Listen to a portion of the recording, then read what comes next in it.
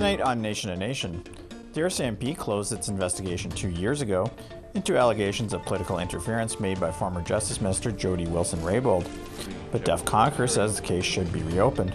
Our conclusion is that the RCMP did a weak, incomplete investigation that essentially amounts to a cover-up. A new report from the Parliamentary Budget Officer looks at the cost of implementing a guaranteed basic income. Senator Kim Pate says the program is long overdue. That it saves money ultimately, and it cuts costs of things like healthcare and the criminal legal system. First Nations leaders rejected a deal from Ottawa last year to bring long-term reform to the child welfare system. Chief Pauline Frost says a more consultative approach is needed. And I think the idea here is to put that responsibility back on the First Nations and have the First Nations provide services to their own children. Welcome to Nation to Nation. I'm Fraser Needham. 6 years ago, former Justice Minister Jody Wilson-Raybould leveled serious charges against Prime Minister Justin Trudeau and his officials, accusing them of pressuring her to stop a criminal prosecution against mining company SNC-Lavalin. In 2003, the RCMP closed its investigation, advising no charges be laid. But this week, Democracy Watch filed a court application recommending private prosecution proceed on charges of obstruction of justice and breach of trust. Duff Conacher is one of Democracy Watch's directors, and he joins me today. Welcome to Nation to Nation, Mr. Conacher. Thank you very much.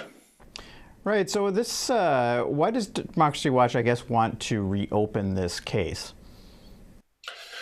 Well, right from when this first broke, and now 6 years ago, February 2019, the Democracy Watch has called for an independent investigation. The RCMP commissioner, the deputy commissioners, and the heads of each division are appointed by the Prime Minister and serve at the pleasure of the Prime Minister. So we didn't think that they should be investigating the Prime Minister, given that the Prime Minister had given them their jobs, and also that they served at the pleasure of the Prime Minister, could be fired at any time for any reason. And we called for a special prosecutor to be who was independent from the government and the ruling party and the Prime Minister to be overseeing this, and an independent investigation, refer it to the Ontario Provincial Police or the Ottawa Police, who aren't under the control of the Prime Minister. It wasn't done, and so we kept digging and asking for updates and trying to get the information about the investigation, and we finally got 3,600 pages of internal investigation records. And our conclusion is that the RCMP did a weak, incomplete investigation that essentially amounts to a cover-up. Right, now, this case involved two pretty high-profile ministers, both who had previously not been involved in politics. They ended up leaving the government. And we, of course, covered it because Jody Wilson-Raybould was the First Nations Justice Minister. Do you think it's lessened the public's trust in public institutions and political parties? It has, and Canada has actually dropped in international rankings that international organizations do in terms of our level of perceived corruption in our system because of the SNC-Lavalin scandal. Yes, and you also mentioned that the RCMP sort of is in a conflict of interest as the lead investigator in the case. If not them, who should investigate cases like this? Well, what happens in British Columbia most regularly of all the provinces is, and it's still a flawed system, in that the ruling party attorney general, who's a cabinet minister and obviously member of the ruling party, chooses a special prosecutor who's someone from outside the government, a private lawyer, to oversee the investigations of these situations and to make the decision about whether to prosecute anyone. It has flaws, but at least the person is from outside government. It's still the provincial police force investigating in BC, sometimes the RCMP, depending. The key thing is to refer it out to a police force where the heads of that police force are not appointed by the people that they're investigating.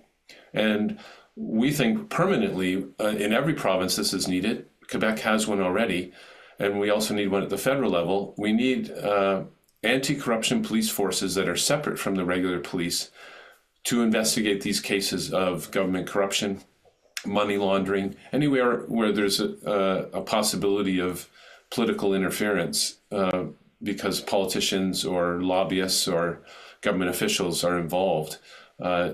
We need these permanent divisions, police forces that are fully independent, and a set of prosecutors that are also fully independent to be looking at these cases. And it's just a systemic change that has been called for by many experts for years, and we also support that call, because the RCMP has rolled over again and again in corruption cases, provincially and federally, and provincial police forces have as well, because the heads of the forces are appointed by and serve at the pleasure of the politicians they're investigating. Now, of course, in the United States, they have the Federal Bureau of Investigation. And of course, these allegations aren't that uncommon in the United States, and they do investigate these things, and sometimes special prosecutors appointed. Is something like that independent enough, do you think, or does it need to be further? Yeah, the problem with the special prosecutor role is that they're still chosen by the people that they're investigating. So they may not be part of the government. You know, and the head of the FBI is appointed by the president. These are not independent people. They're often called by, of course, the politicians who appoint them independent. And unfortunately, the media uses the word as well. But arm's length is not far enough away, because if you're arm's length away, someone can still grab you and shake you. So we need them further than arm's length away. And that's why we're proceeding with this application for a private prosecution and hoping the Ontario court will allow it to go ahead. The Ontario court, the judges are not appointed by the federal government. It's the Ontario provincial government, and the Ontario Attorney General can step in and take over the case or stop it. That's not the federal Attorney General. So again, more independence from the Prime Minister, who is the subject of this application, and who we think the evidence shows we should have an open court hearing and hear all the evidence and from all the witnesses concerning whether there was an obstruction of justice or breach of trust in this case. Again, because the RCMP just did such a negligently bad cover-up investigation and tried to bury it as well through delay. All right, essentially, the system is the scandal, and it allows them to get away with excessive secrecy. Okay, well, we'll have to end it there, but yeah, thanks very much for joining us today. Thank you. I'll keep you updated as our private prosecution application continues. Absolutely, please do. Up next, we'll talk to Senator Kim Pate about a new report from the Parliamentary Budget Officer that outlines the cost of a guaranteed basic income.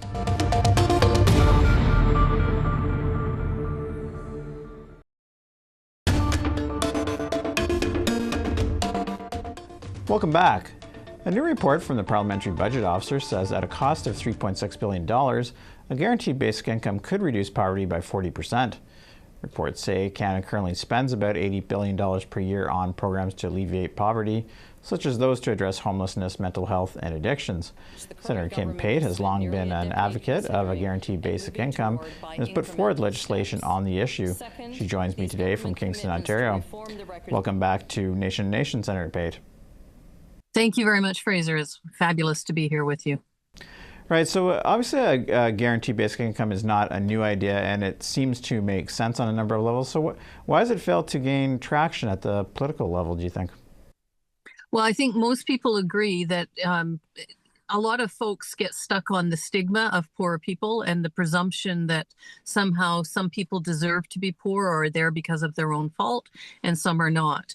And I think as we learn more and more, we realize nobody is actually choosing to be living on the streets and in poverty, in abject situations, that oftentimes if they're dealing with past trauma, if they're dealing with abuse, if they're dealing with, addictions as a result of trying to, alleviate or anesthetize themselves to those realities, they end up in those situations. And, a number of political parties have said very frankly, even though the majority of their membership want to see a policy like this, some are concerned that it's not a vote getter, that the people who are left behind are not the ones who are, the middle class is most interested in. But I think it's in all of our interests, the human, the social, and the economic costs of keeping people in poverty, in homelessness, in addiction, in horrible mental health situations is way more costly than if we actually address those issues. And so really it's having the public, and thanks to folks like you and APTN putting this information out there, the Canadian public should know that there's another way, there's another option, and that if we continue to say that some people deserve help and some don't, how do we draw that line? Who would you cut out of your family? Who would you cut out of your circle? And so I think part of it is who people think deserve to get assistance, and the other is how quickly we'll see the long-term benefits. The Parliamentary Budget Officer in their new report says, that we would see benefits, but it's not, they're not in the job or in the habit, because it's not part of their job, to project what the potential savings will be. So everybody agrees there'll be savings. The project that happened in Manitoba in the 70s, the Ontario, even the short-lived Ontario Basic Income Initiative, Dr. Zhao's research out in with homeless folks in Vancouver has all shown that when you invest in putting, income in people's pockets, they use it to get housing, to get food, to get clothing, to get training, to get jobs, and that it saves money ultimately, and it cuts costs of things like healthcare and the criminal legal system, all of the things we want to see happening. And when that, when we talk about Indigenous people in this country, they are who fills up the jails, in large part because our jails are full of people who every other system fails. And I think one of the real benefits of what the Parliamentary Budget Officer has provided at this time, as we're about to determine who will be leadership, not just in the federal politics, but also in Ontario, a chance to look at a different way. And I think it's a time, an idea whose time has come. Right. And could you maybe just explain for us the difference? I guess there's two measures of the family. One's a nuclear family, and the other one's sort of an economic family as a baseline measure. And which one should be used to calculate a guaranteed basic income? Well, I'm not an economist, but economists like Dr. Evelyn Forget, who did also the review of the Mincome project in Manitoba, she talks about the census family, which is the model the PBO used in this report. And that actually addresses some of the complaints people had around, some of the folks who, for instance, after one of my speeches, a number of my colleagues said, look, during the pandemic, my kid who's 30 got CERB and then stayed in my house and played video games. Well, this would get at those kinds of issues. If you've got adults who choose to come and live in the home, then the costing of something like this would look at what is the family unit, who's actually in need. And so you wouldn't necessarily see people who, can otherwise afford. I mean, the reality is when we're talking about the type of basic income we're talking about, it's not wealthy middle-class kids or adult children who are going home who it's aimed at. It's aimed at the people who are really struggling. Now, one of the criticisms, of course, is that by having a guaranteed basic income, it's a disincentive for people to join the labor force. What do you think about that? Well, again, I don't think that's true, but it doesn't matter in some respects what I think. The evidence shows it's not true, that even people who are against the idea in principle because they think only certain people should deserve to get support have acknowledged that at most it might impact labor force by anywhere up to 1%, and it's minimal impact. And what that means is we also then need to look at who does it impact. And during each of these kinds of cash transfers, the basic income initiative, the Mincome initiative in Manitoba and around the world, there are two groups of people who stay home more when they get an income than before, and so who don't engage in the labor force, if you will. Those who are taking care of others, so whether it's children, elderly, or people with disabilities, and those who are trying to get training to get a better job, to be able to get ahead. Presumably, those are the very people we want to have. So if that's who the 1% is, why would we stand in the way? Because eventually they'll be either, stopping taking care of people because they age out or they grow up, or sadly, they may not need it because they're no longer here. But or the people who then, for a time period, are training or trying to get job skills and then go into the labor force and contribute and then are better able to support themselves and or their families. Presumably that's exactly who we want to have the opportunity. During the pandemic, we saw that if we had something like this, it might have assisted people much faster. It might have cost less. We wouldn't have had to go through all the machinations of then going back and saying, well, that person really didn't need it because they had a home to go to and they had family who was supporting them. We could have avoided a lot of this. And now there's talk as we move into the whole issue of tariffs with the United States, what will happen to many workers who may suddenly find themselves without jobs? This may be another way to address some of those issues. Okay, unfortunately, we'll have to end it there for time purposes, but as always, thanks again for joining us today. Thank you very much, Fraser, and take good care, and thanks to everybody at APTN for all the fabulous work you do. Thank you. Up next, we'll talk to Vanta Quitchin First Nation Chief Pauline Frost about the new National Children's Chiefs Commission.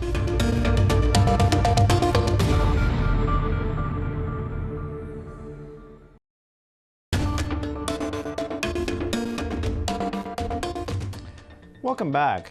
Last year, First Nations leaders rejected a $47.8 billion deal from Ottawa aimed at implementing long-term reform in the child welfare system. Complaints against the deal were that it had been arrived at without proper consultation and funding was not guaranteed if there's a change in government. Instead, leaders opted to create a National Children's Chiefs Commission to negotiate a new deal. Vanta Quitchin First Nation Chief Pauline Frost is the chair of the commission, and she joins me today from Old Crow, Yukon. Welcome to Nation to Nation, Chief Frost. Thank you. It's great to be here with you. Thanks. And can you first tell maybe our viewers a bit about the structure of the Children's Chiefs Commission and some of the work that it's been doing since it was created late last year? So the in October, the Assembly of First Nations Special Chiefs Assembly, the Chiefs voted majority in favor of rejecting the Family Children Services Act reform from Canada, and under specific resolutions 61, 62, the intention was to create a National Children's Chiefs Commission. And the resolutions that were voted overwhelmingly in support of the commission was to reset negotiations with Canada. So the commission itself is made up of representation from all of the regions across the country. So at the moment, we have 11 regions that have appointed commissioners, and we also have alternates. Manitoba, Saskatchewan, Labrador, Quebec, Nova Scotia, New Brunswick, PEI, BC, NWT, and Yukon are the nations. Each one of us have a technical advisor, each region. The commissioner, as appointed, has some specific mandates, and that's to reestablish our position with Canada and looking at the outcomes of the Human Rights Tribunal. Right, and I know that the feedback we've received from Ottawa so far is that they're not open to renegotiating the original deal. How has that affected the work that you were doing?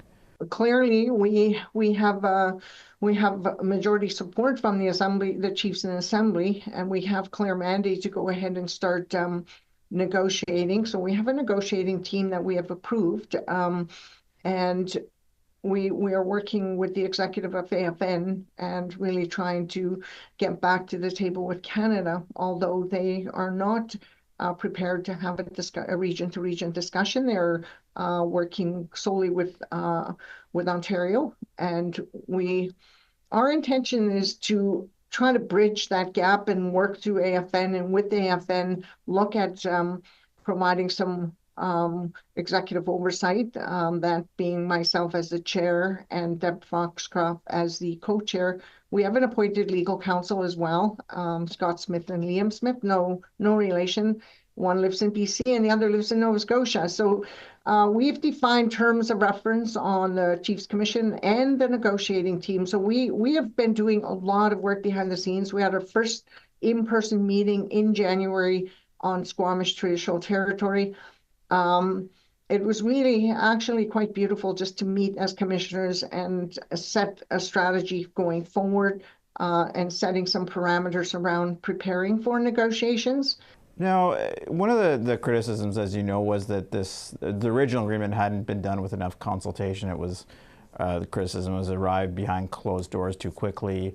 Hadn't really, sought out the input of grassroots First Nations people. So it sounds like you're trying to do that with this commission. What is there anything you've heard in particular of what people or First Nations people would like to see in this long-term reform of the child welfare system?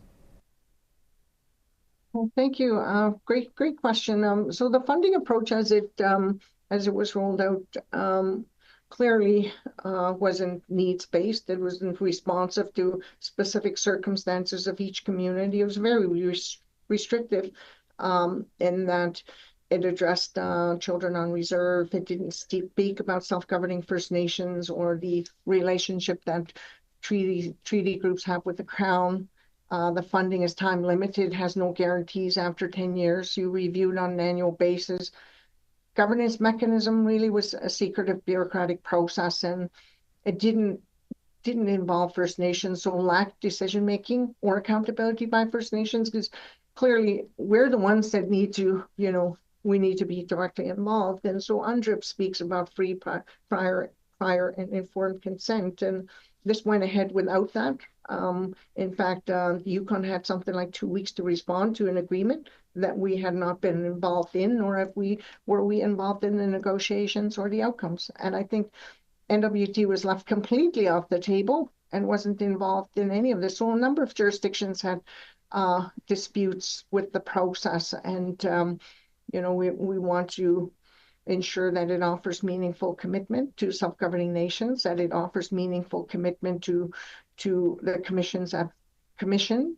And as well, we have, as it was rolled out, it speaks, you'll note in the agreement is quite long, and it speaks about agencies. And in our case here in Yukon, when you speak about agencies delivering services to Indigenous children, well, the agency is the Yukon government.